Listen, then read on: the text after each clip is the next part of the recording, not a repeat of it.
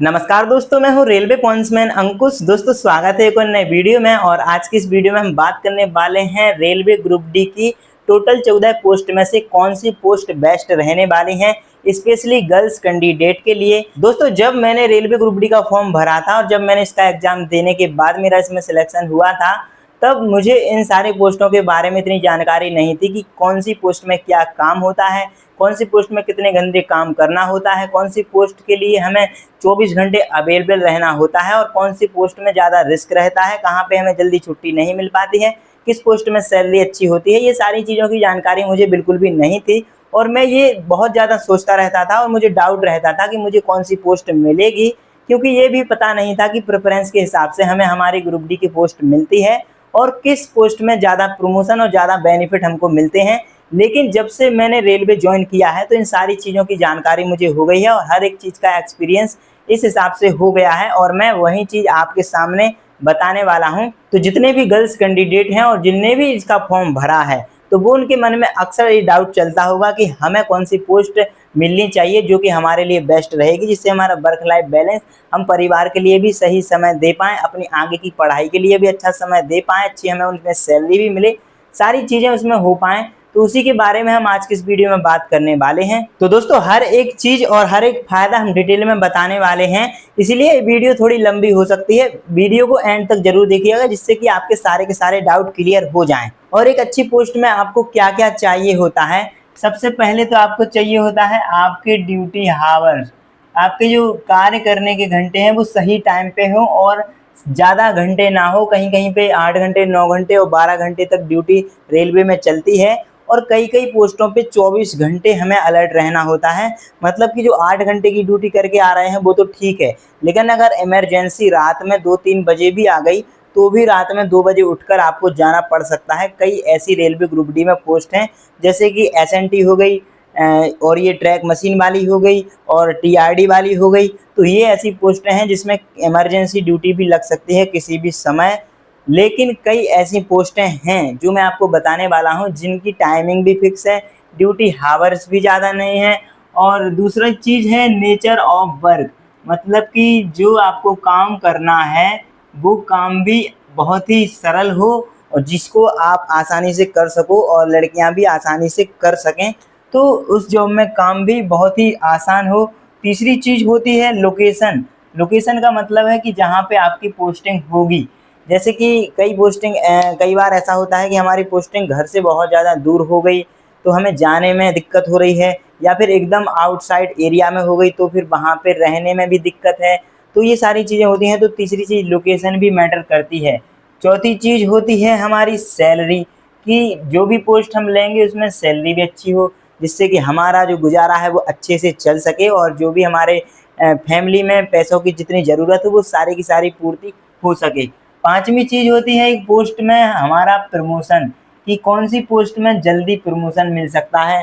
तो ये हमारी अगली चीज़, पांचवी प्रमोशन भी इसमें मैटर करती है। और छठवां होता है वर्क लाइफ बैलेंस, की आप वर्क भी करते रहो और आपकी जो फैमिली वाली लाइफ है वो भी बैलेंस बनी रहे। छठवीं चीज़ ये हो जाती है। और सातवीं चीज़ हमारी होती है लीव। हम जब भी छुट्टी मांगें तो टाइम से छुट्टी भी मिले और जब छुट्टी मांगें, जब छुट्टी मिल जाए, भले ही इमरजेंसी में छुट्टी मांगो तो भी मिल जाए।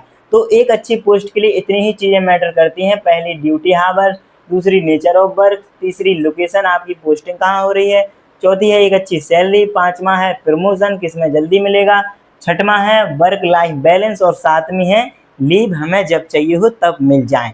तो ऐसी कौन सी पोस्ट है जिसमें ये सारी सुविधाएं मिल सकती हैं और हम अपनी पोस्ट से सेटिस्फाई हो जाएंगे। तो चलिए आज की इस वीडियो में हम बताते हैं आपके लिए ग्रुप डी की वो बेस्ट पोस्ट जो हर एक कैंडिडेट की चॉइस होने वाली हैं, स्पेशली गर्ल्स कैंडिडेट के लिए, जिनके लिए अपने वर्क लाइफ बैलेंस करना बहुत मुश्किल हो जाता है। अगर कोई ख़राब पोस्ट मिल जाए तो उनके लिए चुनने में बहुत आसानी होगी। तो जो लोग ग्रुप डी का फॉर्म भरे हुए हैं या फिर भविष्य में ग्रुप डी की जॉब करने का सोच रहे हैं, उनके लिए वीडियो बहुत इंपॉर्टेंट होने वाली है। चलिए एक एक करके हम उन पोस्ट के बारे में बताते हैं जो कि सबसे बेस्ट ग्रुप डी की पोस्ट होने वाली हैं। तो चलिए शुरू करते हैं। लेकिन उससे पहले अगर आपने हमारे यूट्यूब चैनल को सब्सक्राइब नहीं किया है तो सब्सक्राइब जरूर कर लें, साथ ही बेल आइकन प्रेस कर लें, जिससे कि आने वाले इंपॉर्टेंट नोटिफिकेशन भी आपको मिलते रहें। चलिए शुरू करते हैं। सबसे पहले अगर हम पोस्ट की बात करें जो कि स्पेशली गर्ल्स के लिए भी अच्छी होने वाली है। और सबसे पहली पोस्ट मैं रखूंगा पॉइंट्समैन। पॉइंट्समैन बी के नाम से हमारी ग्रुप डी की 14 पोस्ट में ये नामित थी, और इस पोस्ट में आपको वो हर एक चीज मिल जाएगी जिसकी आपको जरूरत है रियल लाइफ में। जो मैंने अभी स्टार्टिंग में आपको चीजें बताई थी वो सारी चीजें इस पोस्ट के अंदर मिलने वाली हैं। सबसे पहला इसका जो प्लस पॉइंट है वो है इसका प्रमोशन। अदर पोस्ट के मुकाबले इसमें सबसे जल्दी प्रमोशन मिलता है। प्रमोशन भी किस किस पोस्ट में मिलता है, सबसे पहले हम बात करें जीडीसी एग्जाम की, जो कि हर एक डिपार्टमेंट का हर एक एम्प्लॉय दे सकता है। इसके अलावा होता है एक एलडीसी डिपार्टमेंटल एग्जाम। इस डिपार्टमेंटल एग्जाम को सिर्फ पॉइंट्समैन और कमर्शियल वाले ही दे सकते हैं। इससे आपकी 4 प्रकार की प्रमोशन के चांसेस होते हैं डिपार्टमेंटल एग्जाम देकर। सबसे पहला होता है स्टेशन मास्टर का, दूसरा होता है हमारा क्लर्क बन सकते हैं आप इसके डिपार्टमेंटल एग्जाम को देकर, तीसरा होता है हमारा ट्रेन मैनेजर यानी कि गार्ड, और चौथा होता है हमारा सीसीटीसी। तो इतनी पोस्टों पे आप जाके प्रमोशन ले सकते हैं। सोचो कि सीधा लेवल 6 के आप स्टेशन मास्टर बन सकते हो, लेवल 5 के आप गार्ड बन सकते हो, लेवल 3 के आप सीसीटीसी बन सकते हो, लेवल 3 के आप क्लर्क बन सकते हो। तो लेवल 1 से सीधा लेवल 3, लेवल 5, लेवल 6 में डायरेक्ट ही प्रमोशन ले सकते हो। तो सबसे बड़ा प्लस पॉइंट इस पोस्ट में होता है, आपका जो काम है वो भी ज्यादा इसमें नहीं रहता है। आप एक बार जहाँ पे पॉइंट्समैन की 2 प्रकार की ड्यूटी चलती है, 2 प्रकार की स्टेशन होती हैं, एक होती है छोटी स्टेशन और एक होती है हमारी बड़ी स्टेशन। जहाँ पे बड़ी स्टेशन मतलब जो जंक्शन हो गया, जहाँ पे ज़्यादा काम हो गया, और छोटी स्टेशन जहाँ पे सिर्फ सिग्नल एक्सचेंज करना है। कभी कभी कोई अगर सेंटिंग आ गई या फिर कभी मेमो या कोई क्वेश्चन ऑर्डर देना हो गया, तो ये सारी चीज़ें बहुत कम होती हैं। छोटी स्टेशन पे ज़्यादातर 12 घंटे ड्यूटी करनी होती है। इसमें हमको 5 दिन ड्यूटी करनी होती है और इसके बाद 2 दिन का हमको रेस्ट मिल जाता है। वहीं जो बड़ी स्टेशन होती है जंक्शन, जहाँ पे ज़्यादा काम होता है, गाड़ियाँ भी ज़्यादा चलती हैं, तो वहाँ पे हमारी ड्यूटी होती है 8 घंटे वाली, और यहाँ पे हमको 6 दिन काम करना होता है और इसके बाद हमें 1 दिन का रेस्ट मिल जाता है। तो ये हमारा वर्किंग हावर इस प्रकार से रोस्टर चलता है। इसमें आपको सबसे ज़्यादा प्रमोशन मिल जाएंगे। इसकी जो ड्यूटी है, अगर आप 12 घंटे या फिर 8 घंटे ड्यूटी करके गए, तो जब तक आपका ड्यूटी टाइम फिर से नहीं आ जाता है तब तक इमरजेंसी में आपको बिल्कुल भी नहीं जाना होगा। बहुत ही रेयर केस है जब आपको बुलाया जाएगा, जनरली ऐसा बिल्कुल नहीं होता है। आप ड्यूटी करके गए तो दोबारा से आपको नहीं बुलाया जाएगा। इसमें प्रमोशन अच्छे हैं ही। सैलरी की अगर हम बात करें तो स्टार्टिंग सैलरी अभी 7th पे कमीशन के बेस पे बता रहा हूँ, 30 से 32 हज़ार आपकी पर मंथ बन जाती है, क्योंकि आपको इसमें एचआरए भी मिलता है, डीए भी चल रहा है, डीए भी मिल जाता है। इसके अलावा आपका ट्रांसपोर्ट अलाउंस भी मिल जाता है। इसके अलावा आपकी नाइट ड्यूटी अलाउंस भी मिल जाती है। अगर कोई एनएचए पढ़ रहा है तो एनएचए का भी अलाउंस मिल जाता है। इसके अलावा भी 1-2 अलाउंसेस होते हैं जो कि आपको मिल जाते हैं, और ये सारी सैलरी मिलकर बनती है 30 से 32 हज़ार स्टार्टिंग में 7वें वेतन आयोग के हिसाब से बता रहा हूँ। तो इस पोस्ट में आपको हर एक चीज मिल जाती है। स्पेशली ये पोस्ट गर्ल्स के लिए क्यों बेस्ट है, बहुत सारी गर्ल्स इसको ज्वाइन भी करती हैं। सबसे बड़ा कारण है कि गर्ल्स कैंडिडेट की पोस्टिंग हमेशा बड़ी स्टेशन पे होती है। तो जितने भी गर्ल्स कैंडिडेट हैं ये पोस्ट बहुत ही बेहतरीन होने वाली है, क्योंकि इनकी बड़ी स्टेशन पे होती है। इनकी सुरक्षा को ध्यान में रखते हुए, क्योंकि जो गर्ल्स होती हैं वो आउटसाइड स्टेशन पे वर्क नहीं कर पाती हैं, इनकी सुरक्षा की दृष्टि से रेलवे इनको हमेशा बड़ी स्टेशन पे ही पोस्टिंग देते हैं। और बड़ी स्टेशन पे हमेशा 3 या 4 पॉइंट्समैन एक ड्यूटी में रहते हैं। और जितने भी ये वर्कलोड वाले काम होते हैं, जैसे कि शंटिंग हो गया या फिर कहीं पे चैन गुटके लगाना हो गया, तो बड़ी स्टेशनों पे तो आउटसाइड में जाकर जो जो काम पॉइंट्समैन को करने होते हैं जनरली वो लड़कियों से नहीं कराए जाते हैं। जो मेमो देना हो गया, क्वेश्चन ऑर्डर देना हो गया, सिग्नल एक्सचेंज करना होगा, ये सारे बड़ी स्टेशनों पे गर्ल्स कैंडिडेट से कराए जाते हैं।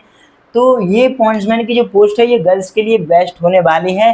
गर्ल्स के साथ साथ ये बॉयज़ के लिए भी बहुत ही अच्छी पोस्ट है। अगली चीज हमने जो बताई थी कि इसमें घर के पास पोस्टिंग, तो अगर आपके घर के पास कोई स्टेशन है तो उस स्टेशन पे भी आपको पोस्टिंग आराम से मिल जाएगी। अगर आपने अदर जोन से फॉर्म भरा है तो फिर आपको म्यूचुअल ढूंढना पड़ेगा, या फिर ऑन रिक्वेस्ट ट्रांसफर करोगे तो उसमें थोड़ा टाइम ट्रांसफर में लग सकता है। लेकिन अगर आप जिस जोन में आपका घर है उसी जोन से फॉर्म भरा है, उसी जोन में पोस्टिंग है और उसी डिवीजन में पोस्टिंग है, तो फिर आपके ट्रांसफर में ज़्यादा से ज़्यादा 6 महीने लगेंगे या फिर 12 महीने का ही समय लगता है। 6 से 12 महीने में आप अपने स्टेशन के पास पहुंच जाते हो। तो एक सबसे बढ़िया ये चीज़ है इसमें कि आराम से आपकी पोस्टिंग घर के पास मिल जाएगी।